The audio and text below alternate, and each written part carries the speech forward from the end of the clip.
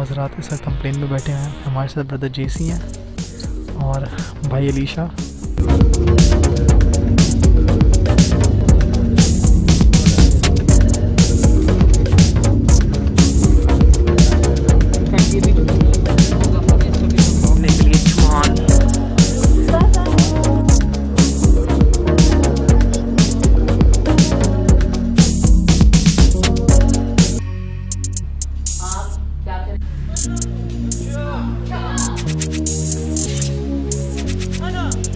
पढ़ने के लिए बुला रहे हैं।